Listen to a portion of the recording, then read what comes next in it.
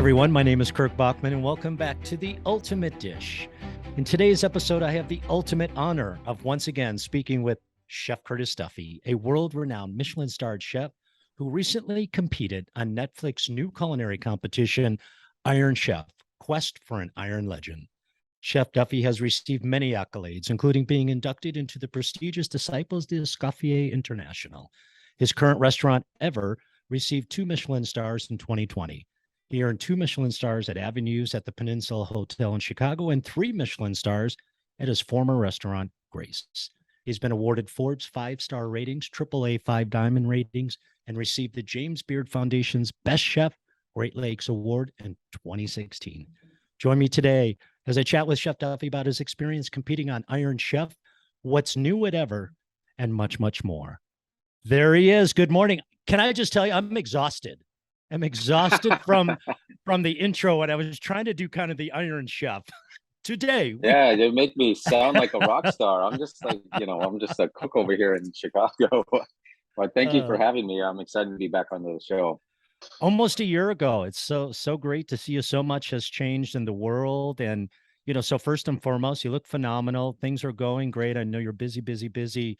How are you? How's the family? I love the Instagram posts. How's Chicago this summer? Chicago, it's been great. This summer's been pretty mild, so it's tolerable, which is great. Sometimes it gets really, really muggy and hot, and it starts to affect some of the things in the kitchen that we like to work with. But family are great. We've had all the family together in the summertime for about a month up here in Chicago. The kids came up from Miami, and we had a lot of great things going on. We went to a few concerts and just spent a lot of quality time together. So that was a lot of fun. Yeah, that's great. So absolutely important. Has kind of jumping ahead of myself here, but I don't know if the pandemic is in the rear view mirror. Maybe it is. I think people are trying to get on with their lives. Um, has Chicago exploded? Is the restaurant scene kind of happening? Is it different? Is there a lot of outdoor dining? Have you seen some changes that came specifically out of the pandemic?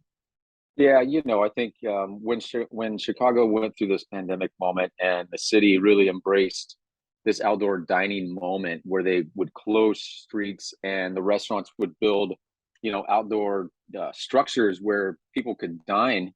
Um, it seems to be that, before a lot of patio space was not available in the city. And now it's kind of like a priority, which is it's really interesting to see because you walk through these neighborhoods where you normally would just walk down through downtown, um, and you would go inside to the restaurant. Now there's a vibrant energy outside during the summertime that you never had before in the city.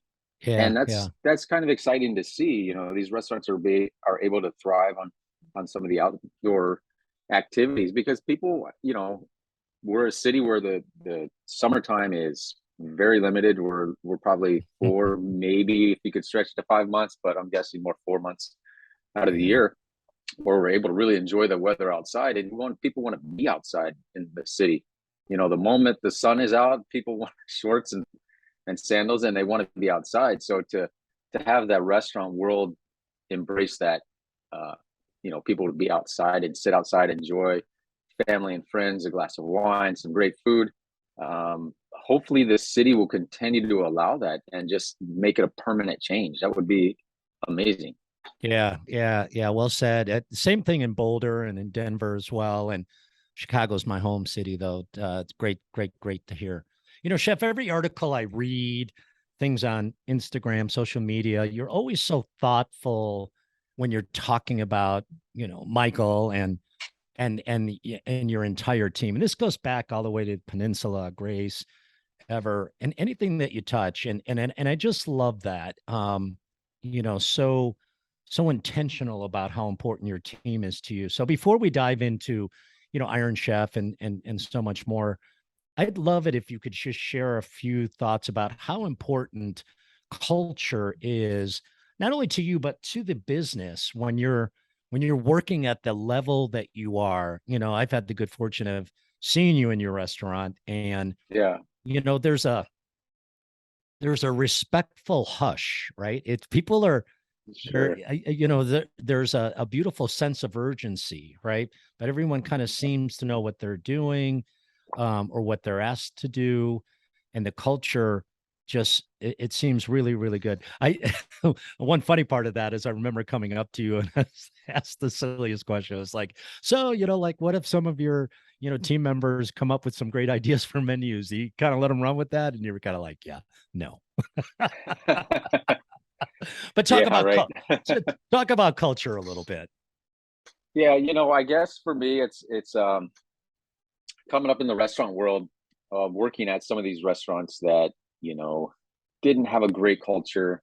It was very cutthroat and intense in a way that every restaurant you think would be like that, where it's hot, it's sweaty, it's long hours, it's tedious, it's stressful, people are yelling and screaming, a lot of drugs and alcohol activity going on. The classic Anthony Bourdain story Mhm. from his one of his books. And I've been through those restaurants, but it was never a restaurant scene that I wanted to be a part of.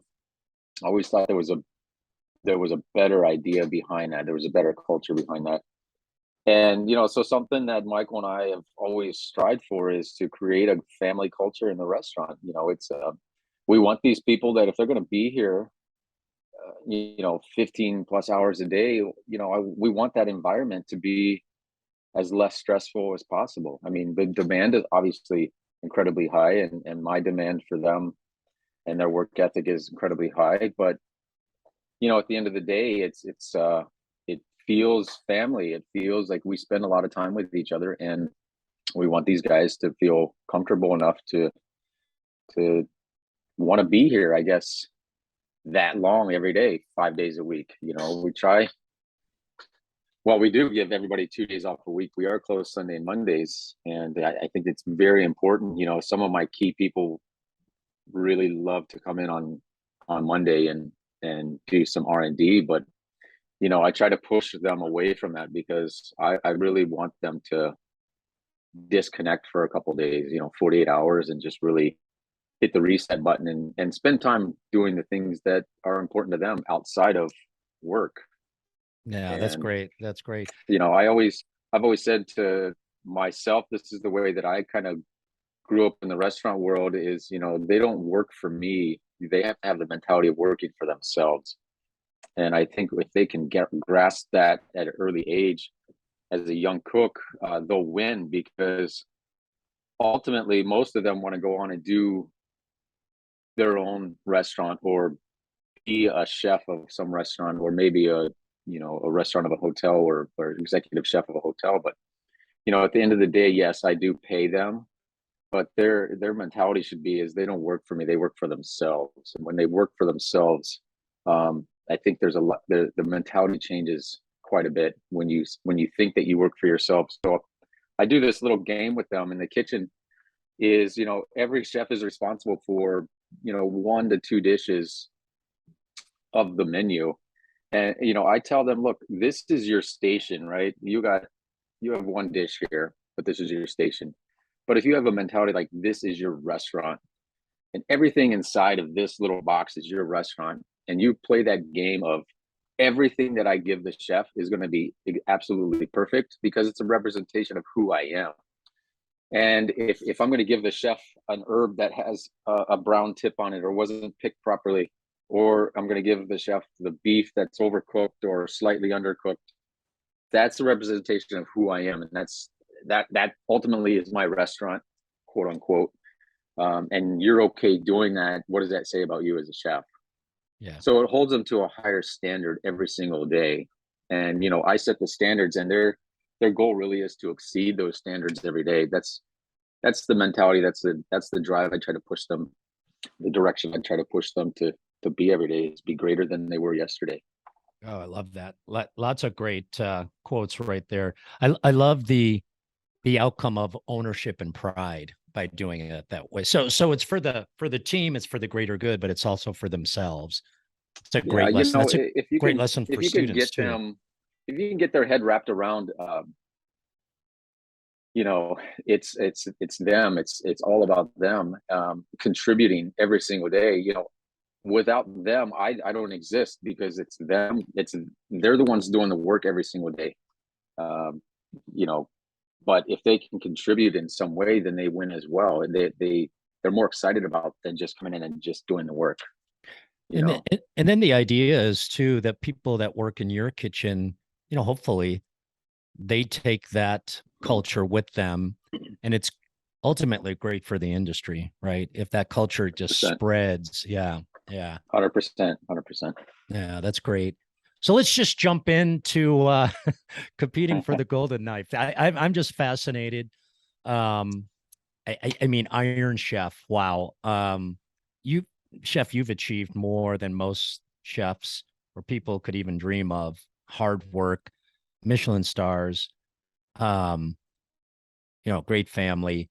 What was competing on Iron Chef something that you had thought about for some time? Did you watch the I went back to see, like, when did that originally air? 1993. Oh my God. Did you ever watch I, some of those early ones with Marimoto and you all of know, those them? were my favorite. Those were my favorite episodes. I did watch them back in the day, when it was all, still in non-English. You know, I don't even think they have subtitles. Well, maybe they did have subtitles back then, But it was rough. It but was like, yeah, yeah, you spend yeah. more time reading the subtitles than more than watching the episode. So you had to go back and actually watch the episode and not really read because you already knew what was going on. But yeah, those were, for me, that was really fascinating, because I can competed through high school and through college, and gain some awards and notoriety through that type of world. But the competition world of food is a lot different than the restaurant setting. As we all know, the Bocuse store is beautiful and magical, but it's not something that you can really apply to the restaurant world on a daily basis. Now, the discipline behind it, absolutely, that's there's something to be said. The details and intricate and the self-discipline it takes to get to that level, yes, that can be applied to your everyday world in the restaurant. But you're not setting up beautiful platters like that on a daily basis. But it's so the competition thing, I did my moment and had some fun with it in my younger years. And I just never, I knew it was just not practical for me to do that. So I didn't really do that, but I did watch a lot of the Iron Chef back in the day. Now, when it went on to the Food Network and it became more Americanized and, I guess, for lack of better terms, very cheesy, um, I didn't really enjoy it. Now, I was asked to go on it when I was working at Avenues, and I agreed to do it, and then I had to disagree and had to cancel my participation, because after saying yes, I would do it. It sank into me, going, you know what, this is not. I don't really want to be that chef. I was just starting to, get my name out there. This was my first restaurant as the chef, as the name behind it, and I wanted to be taken seriously. I didn't want to be known as Iron Chef, and so I declined it and moved on. But then I had a friend of mine reach out to me, Chef Gavin, Oh, sure. and Yeah. Gavin says to me, like, look, well, want to gauge your interest on this Iron Chef. Netflix has purchased the rights behind it. It's going to be really a lot different than it was when it was on the Food Network. Chefs that are on your caliber competing. Would you be interested in doing that? And I had to give it some thought. I said, let me check with my team. I'll get back to you. So I brought it back to Richie and Justin, the two people that I thought, if I was going to go on there, who I would bring, and it would be Richie and Justin. So before I could get Iron Chef out of my mouth, they were like, yes, yes, yes, let's do it. And I said, okay, I guess we're doing it. So, because I want them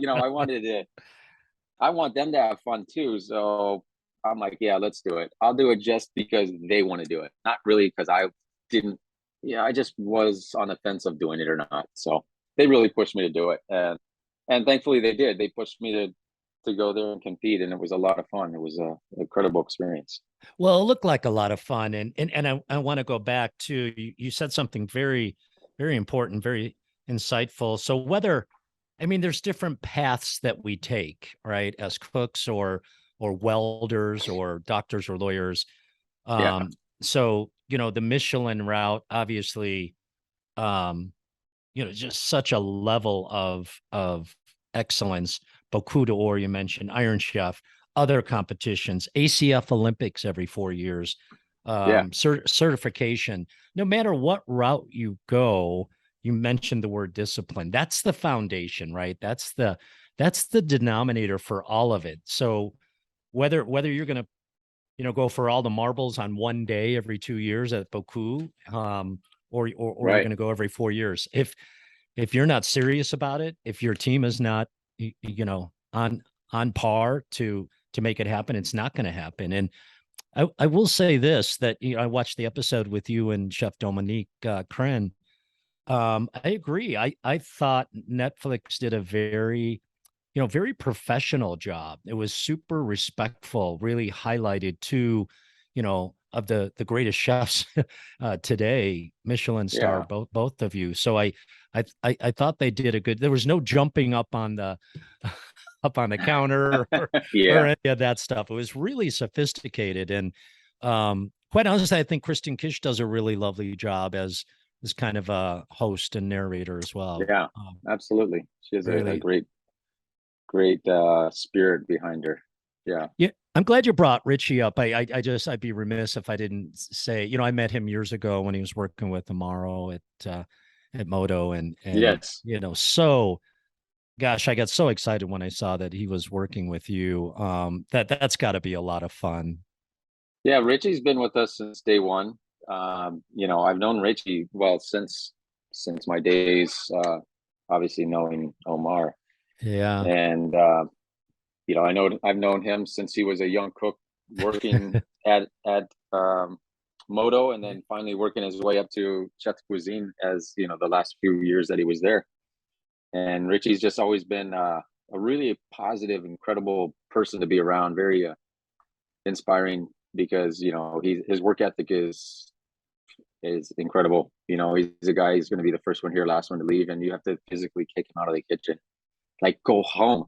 We were just talking about we're coming up on our October, November, December is the busiest time of the year for us in the restaurant world, and we're looking at our china, and we're like, we've lost a substantial amount of pieces due to breakage, and I said, we need to really hone in. Let's get an inventory on all all of all of the pieces of china. Let's retake the photos. Let's document it. Let's get it back into the spreadsheet so we have it at a quick glance.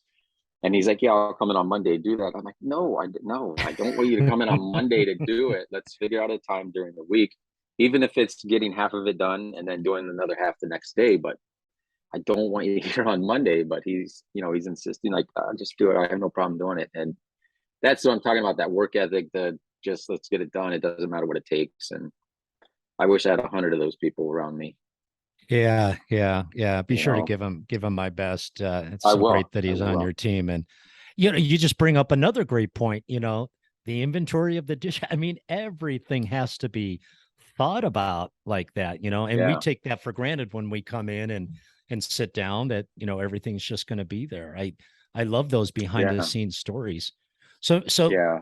so I'm sure there's some privacy around, so I'll be super respectful of that. But so now the team's like, let's do this. What have we signed up for? We're going on Yeah. the Netflix.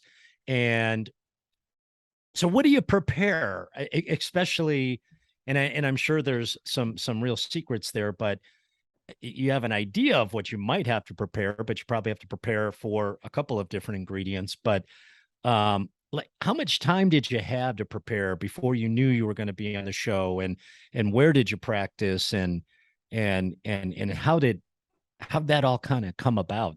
So much work, I Yeah. imagine. Yeah. Yeah, great question. Once we signed the documents and all the agreements that go behind that, and you know, um, it was they released the two ingredients that it could potentially be. So for us, it was chocolate and it could be milk.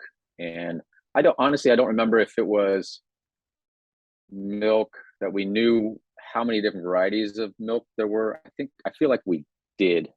Yeah, because I do remember getting those five milks to practice. What we did was, we just came up with a menu that had that utilized all the five different milks and try to use five different techniques with them. And then we did the same thing with chocolate. We figured out, okay, if we were given chocolate, what could we do that could be savory and sweet? And with the milks, it was savory and sweet as well.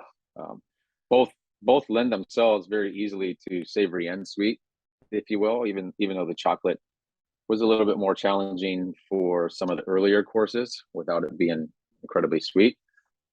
But then day of, we didn't know, still going into a day of, which menu we would have. So we kind of were prepared to do either one. The day that you're there to cook, you still, in your mind, still didn't know. We either go this way or this way. So kind of double the work in preparation. Yeah. Wow. Yeah. Yeah. And it's, it's moments before we actually go on set when they're filming, when they reveal the main ingredient. It's only moments before when we really know what we're going to get. So your mind's going a million miles an hour. So we're still surprised that, damn, it's milk. What do we, okay. Hopefully what we prepared for is going to be great. Yeah. Yeah. So yeah, it was a lot of fun. We practiced quite a bit in the kitchen of Ever. I really wanted to get out of our kitchen because,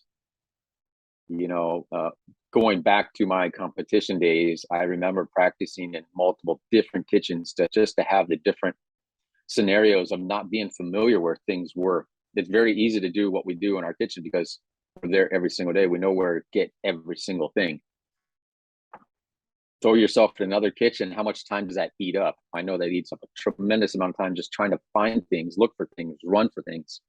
And we just didn't get the opportunity to do that. So we tried to stage it while we had everything at our fingertips. And then the next time we practiced, completely had nothing at our fingertips and had to run for it all. So, and it was all being timed and watched. And we had a couple people taking notes on what we could have done differently and how we would have changed this, and the timing of every single course of what we made, how much time it took. And we tried to shave it down each time. And is that real clear when you're going through? I was going to ask about that. So most competitions have some sort of time frame, some benchmark, but this is connected to television and money, right? And commercials, sponsors, all of that. So, and I guess they speed all that up, for the viewing audience. But did that become a really big part of the mise en place of the prep? It's like, okay, we want to do this, but that's going to take 4 minutes too long. I mean, to me, that seems like that would be really nerve-wracking. Yeah, well, I felt when we were done practicing here and we could nail our menu here, I felt pretty good that we'd be able to do that there. And we had a game plan if we didn't get to a place. We offered 3 different desserts, I think, and we got to a place where we felt like we were behind there, we would just pull back on some of those desserts and really just serve 1 instead of 3. And maybe find the beeswax that we did, maybe that although it doesn't take any time at all to do, maybe it's just, but it is an extra step. So there were some safety net precautions we could have taken just to pull back a little bit and still presented what we went there to present. What about and I know there's a million questions that people have, and I know you can't divulge everything. Sure. The way we saw it on Netflix, it wasn't terribly different than like Chef's Table, right? Netflix did a beautiful job with Chef's Table. It's just, and imagine that, each one of those episodes took forever to put together. Yeah. When I watched your episode a couple of times, yeah, it just didn't feel. I felt like it was super respectful. There weren't a lot of antics. There was respect for everything that was happening. Now they do try to get in your face a little bit, like, what are you doing? Yeah, you know, 30 seconds ago, what are you working on, chef? I get that, yeah, the drama of all that. But I'm just curious. So what we don't see is all the cameras. There's probably right. 60 people all around you, right? And here Yeah, there you are. is. At And one point, I think we counted 28 cameras in different my angles goodness, and wow. people, and yeah, people running around following you everywhere you go, and you're trying not to trip on their cords, Their and chords, yeah, you're yeah. trying to do what you do, move in the kitchen gracefully and elegantly. Something we went there with our mindset is like, let's show the world how we act in our kitchen, because I know it's TV, and I know they're looking for you know mistakes and catching on fire and people running around and throwing stuff, and yeah, that's all great, but that's not you know my world. That's not the world that I live in. So No, you have um a brand to protect too. So you go and absolutely, yeah. and I truly feel or felt like you did do that. And it makes me kind of feel good as a Netflix fan and a Curtis Duffy fan that, they didn't push you to do something that was not Yeah. you, right? No, they Yeah. there was moments where obviously they cut and edited, because I just started to ignore them. Yeah. At some point they kept asking me questions, and I'm in mid trying to, really just hone in on. I know I was under a lot of pressure to get things done under a timely restraint. And at one point, I just remember just ignoring them completely and Yeah. pretending like I couldn't hear them. At that moment, everybody was still wearing masks except for, Oh when we yeah. went Yeah. went live, everybody was taking the mask off. But the moment cameras were off, and everybody had a mask back up. So even behind the camera, people were asking questions, and I honestly couldn't understand them most of the time, and I kept asking them to repeat themselves, and eventually I just ignored them. Just I ignored was them. just I got to get my done. I'm behind right now, so And we forget about that time, right, with masks and stuff. We went through it yeah. here at the school as well. Yeah. Wow. So one and done. Is that it? Well, Because I they'll just got a call message. again. They I just will. got a message from the chairman a few days ago asking for my email to you know they have a project they're working on something, so I'm waiting to see what that email comes back and see what they want from me. But I don't know. It was a lot of fun. It takes a lot of time away from the restaurant. I think we were gone 3 days, even though we were filming one day. And it's a true time restraint. What you do see on TV in terms of that hour. I think this one was an hour and a half they gave us, but then it was an additional one course had to be done in the first 20 minutes. I think it was something like that. Yeah. It's been a while since I've watched it and reflected back on it, but I think the first 20 minutes we had to produce our first course, and then we wanted to utilize all the different dairies that we had available, and when we did, we used all five different milks, different styles, and we did, I think, a total of 8 courses plus made one serving piece, so 9 different things. There's a lot of things that went in there. Well, congratulations, because it aired very, very well, and it's really exciting to kind of get a little view from behind the scenes. So Yeah, yeah, we'll definitely we'll was a lot of fun. we'll stay tuned. We'll stay tuned on that. Yeah, we'll see what happens. I don't know I don't know if they're going to plan a second season, or I think it came over pretty well. It was up as a number one viewing on Netflix for a while. So Yeah, yeah. And you it's a know, great lineup of chefs and competitors, and yeah, it's all over the board. So yeah, very, very, very cool. Let's jump over to Ever a little bit if you have a little bit more time. We started yeah, to talk absolutely. about the Chicago restaurant scene changing a little bit, and what's going on at Ever? What's changing at Ever? How's staffing for you? You mentioned Richie, so I know a lot of people have been with you for a long time.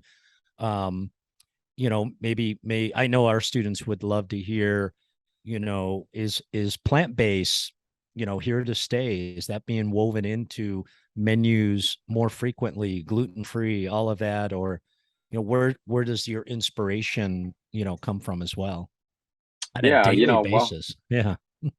yeah, it's in the last 6 months, I think we've been very fortunate enough to keep a lot of our staff. In the beginning, we had high turnover, but we opened in the middle of pandemic. So, we were open 3 months, forced to close for another 4 months. Yeah. Started the burger place. That went over well. Reopen ever again. And then it's just, it's been a turnover of staff front and back. Just finding the right people, getting the right people into the door, training them. And, it's been interesting to see how many people really want to commit back to this industry.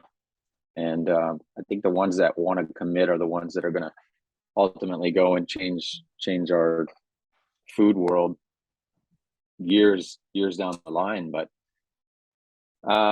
for as far as ever, we, like I said, in the last 6 months, we've been fortunate enough to keep a lot of our great staff, our chef de parties, and all the key people have been with me since day one of ever. So Amy and Michael, Richie and Justin and Lucas, Octavio, Nick from, all of them have been with me since day one, and most of them have worked with me at Ever or at Grace as well. So key people are important because they're the ones that are the foundation, the structure of what we do every single day. And they're the ones that can take my voice, Michael's voice, and really see it through, spread the word, if you will. I'm interested when you get to a level where you are lots of years of hard work. You're always on stage. No matter who comes to the restaurant, it's like, is Chef Duffy cooking? Is Chef Duffy cooking? Yeah, exactly. That's every night. I'm curious, and you can't be everywhere, and you're working on all kinds of different projects and traveling. When it comes to training and that vision that you've outlined, not only for yourself, but for your business and your businesses, how involved are you in the very specifics of training? Maybe it's someone who's just onboarding. Are you the first line, or does Richie and Justin do their thing, Amy does her Yeah, thing, Michael? it's mostly Richie and Justin and Yeah. Lucas. We've hired. One of my big things is I love to hire within. I love to bring people up that have been with me for some time. I Yeah. love Yeah. to bring them up through the ranks when they're ready. We've recently promoted a couple of our earlier cooks that have been here almost since day one, into management positions. So a couple sous chefs. We've implemented a morning crew. So we have one of the sous chefs running the morning crew, which we didn't have before, which has been great for us, obviously, because we want to continue to grow, and having a morning crew helps us grow into the evening. And so we brought up a couple of the management. So yeah, it starts with them. It starts with mostly with Justin, because Justin's been with me the longest, and Justin knows what I want, how I want it, when, where, and how, and what I wouldn't do. So it's easy to then translate that into a cook, into what you do every day. But then it's so, because I'm here and so hands-on every day, it becomes almost like a whole restaurant's training a single person. The moment the guy closes the door too hard, the whole kitchen looks at you. It's not like all chefs heard that he's going to get upset. No, the whole kitchen looks at you when the door gets slammed too loud, or a piece of china gets banged too loud, or That's something falls on the culture. ground. That's And that is culture. culture. Yeah. Yeah. And Yeah. that's why I say, like, I don't have to be that guy that's gonna yell and scream at you, because I got a whole kitchen crew that's ready to what are you doing? Like, don't make so much noise. Like everybody's like quiet. Like that's not how we work. It, And that's if you great. had to related to that, we certainly, as we see students come and go at Escoffier, some certainly have that ability. You can just see it right away. I'm going to send you, here or there. If you had to give any advice at all, everybody learns differently. Everybody reacts to the looks from the kitchen differently. Right. If you had to give any advice to a young culinarian who ultimately wants to end up where you are or in your kitchen at your stoves, is it best to just go for it right away and maybe not be the best cook in the greatest kitchen, or maybe start at a different level where you just kind of get your sea legs, right? Just get your understanding of just how to move in the kitchen, how to respond to Yeah. people, how to work hard. um No, I Again, say go for it. I wouldn't say go waste the for what you time in, want. Yeah. yeah, Okay. I wouldn't waste the time in kitchens that are, I wouldn't say they're not going to teach you much, but if you want to own a steakhouse, why wouldn't you work at a steakhouse?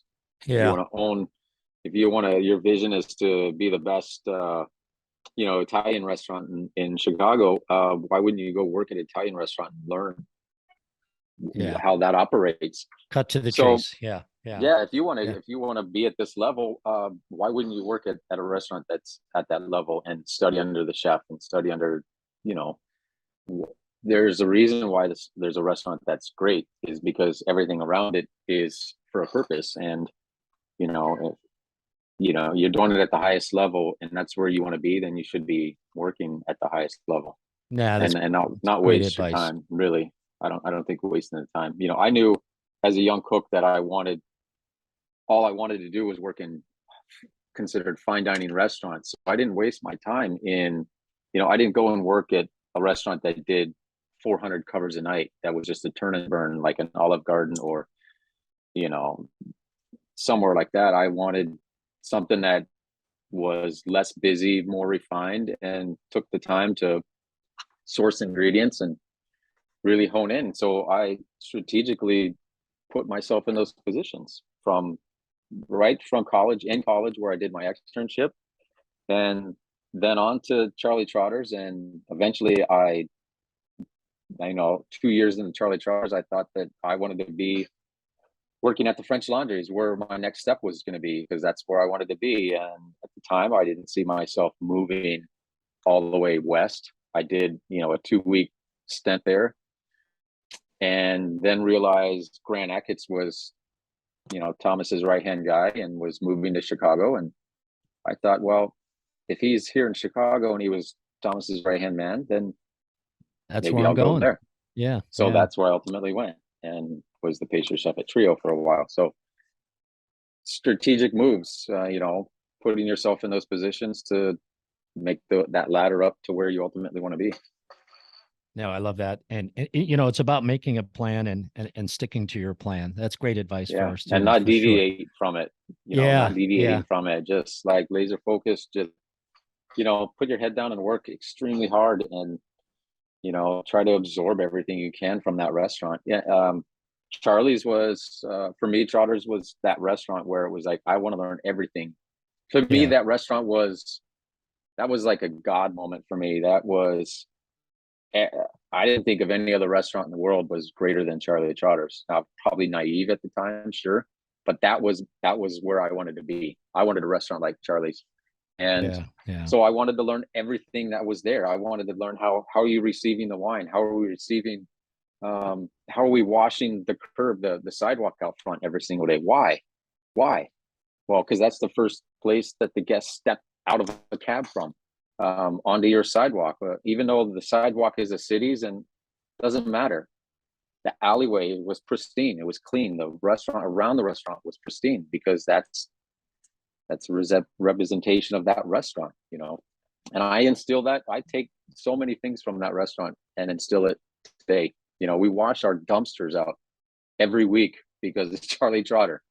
No. And it's not something we have to do. Do we have to do that? No, absolutely not. I mean, we have my staff pick up garbage around the neighborhood, and that's what we do, you know. I absolutely, and the passion coming through in your voice with that is so important, to the students that are Absolutely. listening. It's I've never heard it quite said like that before. The cab pulls up, the first step is onto the sidewalk that's leading into that restaurant. That Right. what a great vision. That's Yeah. And then absolutely, it's that's the same thing perfect. we do every single day here at the restaurant. It's Yeah. we scrub the sidewalks outside, the windows are washed down. There's a trash can out front that the city permanently puts in, so Mm. it's there. Now ask me, do they empty it regularly? Absolutely not. So we, as a restaurant, take on that So you do it. responsibility and we Yeah. empty it and we make sure there's nothing around it. It's clean, and even the street leading around my restaurant is blown dust free. I mean, that's what we do. It's because that's the first impression that someone will see when they step into my area, my neighborhood right here. And that's so important for us. Like, first impressions are everything. First impressions are, you're getting me pumped up here, and I'm pretty good, but I'm going out to the sidewalks in front of your kitchen, by the way, chef, that still has your name on it, and I'm going to make sure there's absolutely no bird poop or anything out there. Yes, I love that. I love that. 100%. Hey, you mentioned the burger business that you had for a bit. I thought that Uh-huh. was fascinating. And was that something specific that you wanted to do for the community during COVID? It's just kind of the way I saw that. We were in a position where COVID had hit, well, was already there. As a restaurant, we were already late in the game. We had no intentions of doing the to go moment as every restaurant was doing and around the world was to go. And we were so far behind because people had been doing this for a year now. Yeah. When we finally were kind of forced to do that, well, the restaurant closed. We said, okay, well, we're gonna have to do to go to kind of just help bring in some funds and keep some of our key people employed. So we did that for a while, and then realized we are so far late in the game that people are so over ordering to go that, I mean, it was successful, but I think had we been a year earlier, we would have been really successful. But it was just no, it just didn't take off like we wanted it to. So we Sure, decided to sure. do, it's very simple. Google number one food in America. First thing pops up is hamburgers. Second one is pizza. Third is, I don't even know what the third one is, but we're like, all right, well, let's figure something out. Let's do some cheeseburgers or something. And we started developing our own cheeseburger and fry moment, something that I would eat if I ate burgers on a weekly basis, which I don't, but if I was going to, what would I want? And we Better came be a up good burger. with Yeah. that burger. Yeah. Now people expected it to be like this fancy burger and truffles and foie gras and all kinds of chef stuff on it, right? But that's not what I wanted. I wanted something that everybody would gravitate to and enjoy and could eat on a daily basis. So we did that, and very successful. We did that in the kitchen of Ever, and we did that for about 3 months, and then we were finally able to find a location which was across the street from us that had a catering business that had closed, but it had some of the structure that we needed. It had a hood system, it had the ability to put refrigerators in there, a big open space to do kind of whatever we wanted to do. So we spent some money on tables and refrigerators and some flat tops and fryers, and off we went. If you went. Yeah.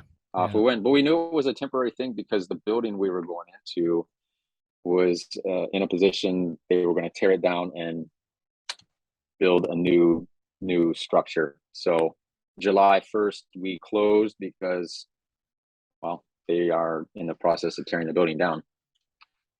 I So just we'll I see. just I just love the vision and the courage that restaurateurs like you, and let's just say the city of Chicago, had getting through that time. And we saw a lot of it here in Colorado as well. Right. So definitely a scary time. And Yeah. speaking of time, I don't know how much you're at liberty to share, but I love to follow you on social. Um, is are the motorcycles still a big piece of Curtis Duffy's life?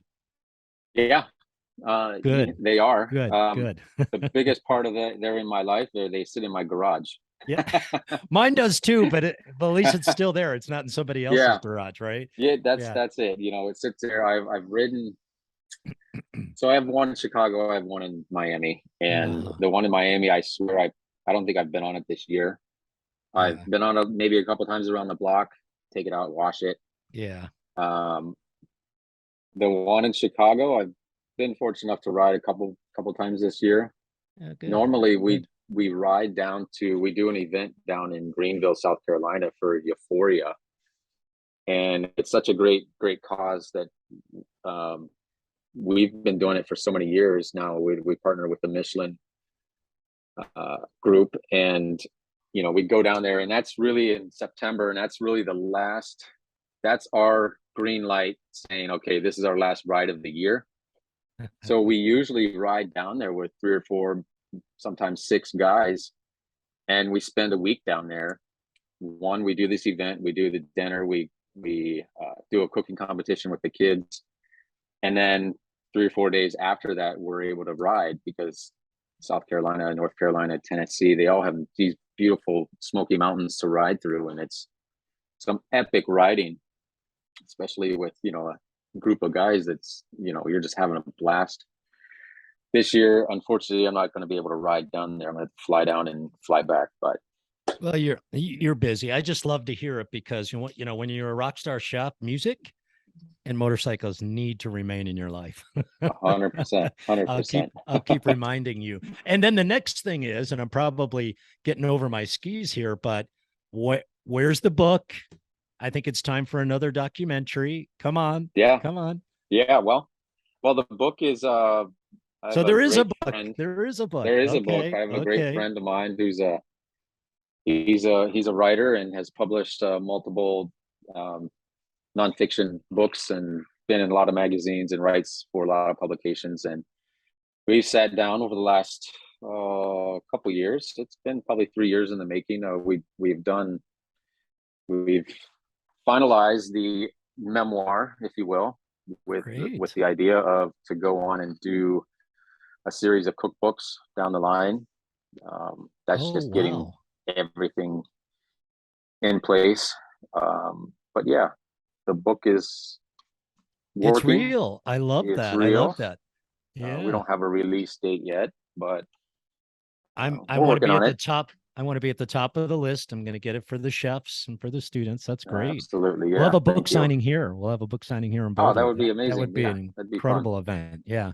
Yeah. Yeah, that would be fun. So, Where in terms of like a documentary, we've been filming for 3 years now, and we've pitched it to. Well, we had the intention of doing a docu-series, and okay. we had pitched a sizzle reel to all the streaming platforms you can imagine. A lot of them came back with huge interest in um, the purchase of a documentary as long as we filmed it in full length instead of a docu series. So we came back, the team came back and said, let's continue. Let's just do a documentary, another one. So this will be a follow up to For Grace. What's been happening in my life, what's happening with the restaurant world, our new projects, are being filmed as well. So a lot going on there, a lot going on with I that. love So it. hopefully, first quarter, second quarter next year will be released. Wow. Congratulations. That's So great. yeah, That's great. absolutely, I was yeah. just kind of So we're teasing you, but filming. boom, there you are. Yeah, yeah. There you Book, are. We've been documentary. filming. What? We've been filming for, like I said, 3 years, and we still, for the most part, are finished. But there are some pieces that we want to get here and there to kind of close the story, and That's that's just going to take great. time. So Yeah, sure. That's great. That's absolutely great. Congratulations there. I'm not going to let you thank you, slip thank you. away until last time we got together, you probably had the best response I've ever had to this question because it was about family. But before I let you out of here, I got to ask you, what is the ultimate dish? Yeah.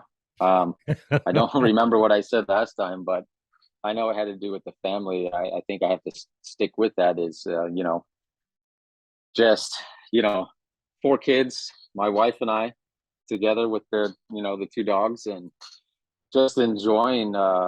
It doesn't even have to be a sit down dinner. It could be just enjoying a Sunday afternoon. Some LPs, records playing in the background. Oh, nice. Yeah. We like to do is on Sundays, randomly choose a record, and that's like grab something with your eyes closed, and you're forced to play it, whatever it is. You got to at least play it front to back, and we're forced to do that. So Oh, I love that's a lot of that. fun Yeah. because that could be anywhere from something really heavy to some classical to the Bee Gees, and it could be all over the place. So it's fun to just like, oh, I got stuck with this. No, I But love that. that's always involved with just a glass of wine, glass of champagne, just hanging out at the house, just enjoying family time. Sundays for me are like, yeah, phones are off, and just we're just chilling as a family and group, and just reconnecting as we should be. The whole week has gone by, and let's everybody catch up on what we do. So we also do a little game called the peak and the pit, and we go around the room and we talk about like the peak of our week and the pit of our week, and that always sparks a lot of different conversations, because maybe you forgot to tell us about something, and it came up like, oh, the pit of my day was this girl in my class, she took my crayons or whatever. It's like, oh wow, I wish I had that drama. Yeah. No, that I'm gonna jump on that. We do something similar, and I love that story. I need to ask first, who does the cooking when you're doing that? Is everybody just kind of around the kitchen? That's kind of the way it is with us. The kids are good enough at the stove that they can crank out their own things, but it's the same thing. There's what we have Alexa in the background, but Yeah, and we're just moving around. Everybody's kind of doing their own thing. Um, yeah. do they I get expect the daddy kids to cook at involved. home? Yeah, yeah. No, they do. Yeah, they expect it. But my youngest one, Jolie, she loves to be. We call her little chef. So Oh, she loves great. to get hands on, and she's cutting things and peeling things, and that's always great. But I always make sure they're washing the vegetables or whatever we're cooking. They get to see, they get to watch. If they want to get involved, that's great. Sometimes it's just better watching. Yeah. You know, um, yeah, that's good. Here's a game we play, and it's based on John Cusack's movie of many years ago called High Fidelity. And we go around, and it's like top 5 bands of all time go, and we'll Oh yeah, change it up. So you don't know this is coming, but I'm going to put you on the spot. I'll give you top 3 bands of all time from Chef I'll Curtis tell you. You know Duffy. what? That is so funny because that comes up. My wife does this. I would say every time we meet somebody new, if we're having dinner with somebody we've never met before, my wife has always asked the same questions. Well, not always asked the same questions, but that particular question always comes up. It's like, what are your top 3 bands? That's awesome. And your if you could, favorite songs of all time, It and starts that's so great. conversation, right? It It's does, perfect. yeah. And I know. I'm starting. Yeah, I I'm know where you're starting to going to work with go. this. I'm starting to work with this blacksmith who does chef's knives, and he's an incredible craftsman. And we're ultimately going to launch a chef series, a very limited edition chef knives from me Wow. Wow. and him, obviously collaborating. But at the end of the day, we were all sitting around. It was 3 of us, and literally that question came up. One of the questions was, um, during your childhood, when what music was playing around the house that something that stuck with you through the days.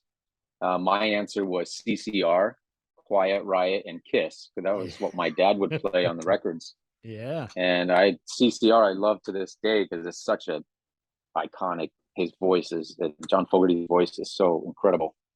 And CCR, Quiet Riot, Kiss. There's a handful. Iron Butterfly would be another one.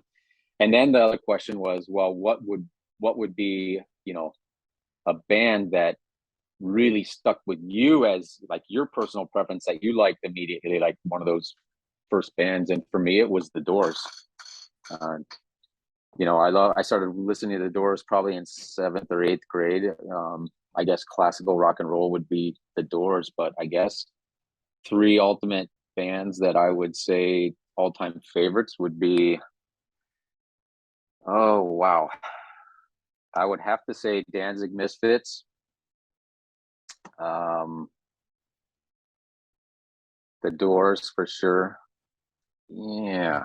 Doors on the podium. I love it. Yeah. And wow, third one's, it's always tough. I say 5 bands would be, Marilyn Manson would be one, 9 Inch Nails, That's Queen. on my wife's list. Yeah. And Queen's on mine. Yep. Yeah. So what about you? U2, Stones, Queen. Just like that. The Stones, Queen. Boom. Nice. And That's I've easy, seen huh?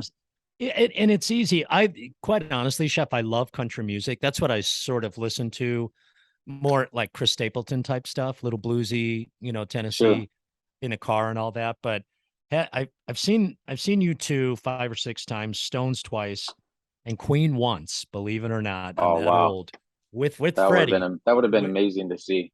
with Freddie Mercury in Portland, Oregon. It was insane. So those 3 bands will never kind of go away. Just Of course. I was at I was probably, oh gosh, 20 years ago. I was at Red Rocks outside of Denver, beautiful place to see music. And I happened to stumble upon U2 practicing for their concert. And nobody was watching anything. So I literally, those were the days when Bono would wear those white flowing shirts and the fan would blow his hair and all that. And so I literally got that concert and then came back, later that night to see the real thing. It was, oh wow. So I mean, that was like 1982 ish. Amazing. Yeah. Amazing. Yeah. Long time. I'm actually going to Red Rock for the first time in September. Who are you going to see? We're going to see 9 Inch Nails.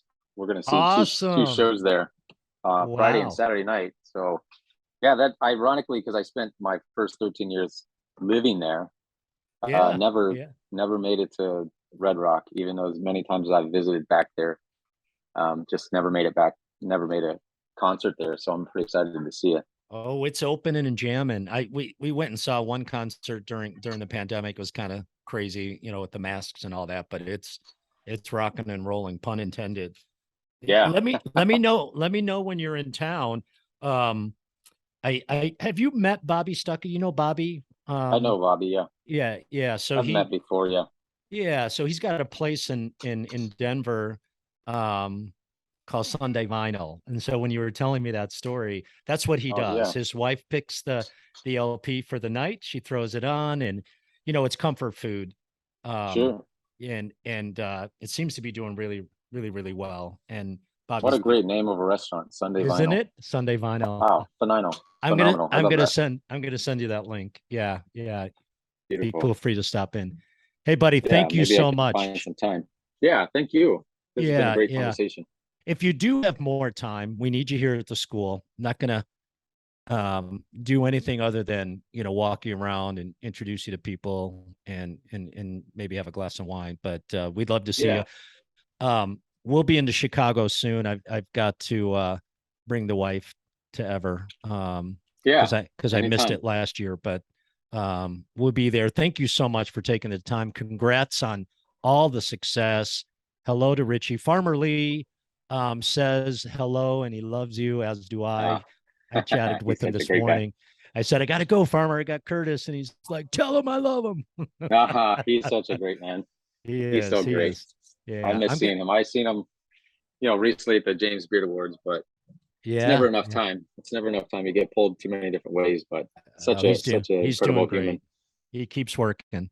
Keeps working. Yeah, he does. Yeah. All right, Chef. Well, thank you so much for everything. It's been a pleasure chatting with you as always. And absolutely. Give my best to everybody at the school, and we'll talk to you soon. Thank you, Chef. Take care. And thank you for listening to the Ultimate Dish Podcast, brought to you by Auguste Escoffier School of Culinary Arts. Visit escoffier.edu/podcast. where you'll find any materials mentioned during the podcast, including notes, links, and other resources. You can also browse other episodes and subscribe.